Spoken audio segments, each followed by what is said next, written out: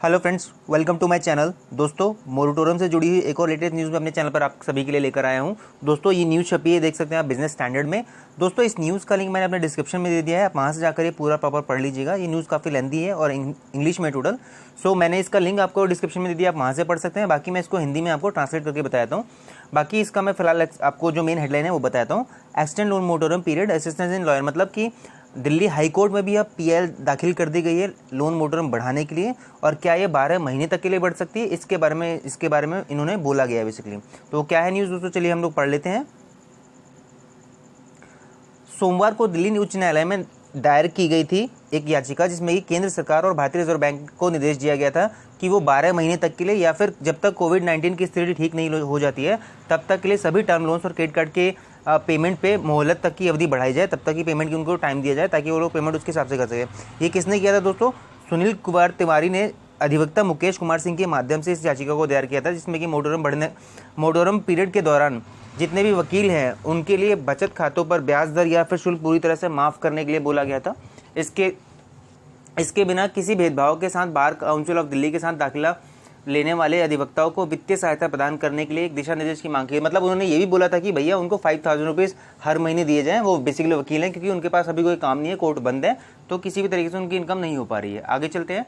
याचिका में कहा गया था कि कोविड-19 महामारी के वैश्विक प्रकोप के कारण देश के भीतर संक्रमित रोगियों की तेजी से बढ़ने पर अंकुश लगाने के लिए केंद्र सरकार ने राष्ट्रीय तालाबंदी मतलब लॉकडाउन की घोषणा की थी और उसके लिए विवश कर दिया था बेसिकली, जिसके कारण देश भर में अदालत भी बंद थी।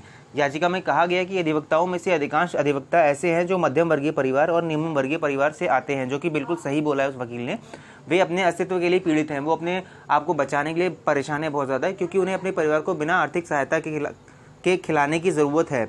ऋण, क्रेडिट कार्ड और किराए के आवास में रह रहे हैं तो उन्हें किराया देने की भी जरूरत पड़ रही है और उनके पास पैसा नहीं है तो काम भी नहीं है। इसमें कहा गया कि अधिवक्ता ने अपने ऋणों की संबंधित ईएमआई का भुगतान करने की स्थिति में नहीं है उसने, और इसके अलावा अपने बच्चों के स्कूल आदि की फीस आदि भी भुगतान नहीं कर पा रहा है।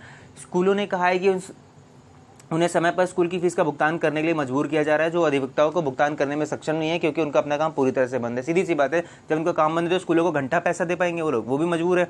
याचिका में आगे कहा गया है कि भारत के संघ ने उद्योग को पुनर्भुगतान पर 12 महीने का अधिस्थगन बढ़ाने के साथ न्यूनतम ब्याज पर मुक्त ऋण की गारंटी दी है। मतलब कि वकील ने बोला है कि उन्होंने बिजनेसमैन को बेसिकली 12 महीने तक के लिए मोरेटोरियम बढ़ाने तक का और निम्न ब्याज पे मुक्त ऋण तक की गारंटी दी है। तो इसी तरीके से सरकार ने मजदूरों को भोजन, आश्रय आदि देकर भी राहत दी है। लेकिन भारत सरकार अधिवक्ताओं और निजी कंपनी के कर्मचारियों के लिए किसी भी वित्तीय राहत की घोषणा करने में विफल रही है। मतलब कि सब कुछ जो किया गया है वो सब कुछ आपको बड़े लोगों के लिए किया गया, आम इंसान के लिए कुछ भी नहीं कहा गया, निम्न वर्ग के लिए कुछ भी नहीं फैसिलिटी दी गई है। आगे बोलते हैं। इसमें याचिका में यह भी उल्लेख किया गया है कि याचिकाकर्ता ने विभिन्न बैंकों से home loan, car loan, personal loan और क्रेडिट कार्ड की सुविधा ले रखी है। मतलब भाई साहब, कहने को तो वकील है लेकिन उन्होंने सब कुछ ले रखा है, कोई भी लोन नहीं छोड़ा है। और वर्तमान में याचिकाकर्ता एक वकील है जो बेरोजगार है, बिना काम के समय पर अपनी ईएमआई और अन्य भुगतान करने में असमर्थ हैं। यह प्रस्तुत किया गया है कि न केवल याचिकाकर्ता बल्कि ज्यादातर वकीलों ने अपनी ईएमआई और अन्य भुगतानों को समय पर चुकाने में कठिनाइयों का सामना करना पड़ रहा है, जिसके कारण बैंकर अपने बकाया राशि पर अधिक ब्याज लगा रहे हैं, जो याचिकाकर्ता के साथ साथ अन्य अधिवक्ताओं पर भी भारी बोझ पैदा कर रहे हैं। मतलब जितने भी वकील हैं सब लोगों ने मिलकर इस चीज़ का साथ दिया है और ये सारी चीज़ें बताई गई दोस्तों।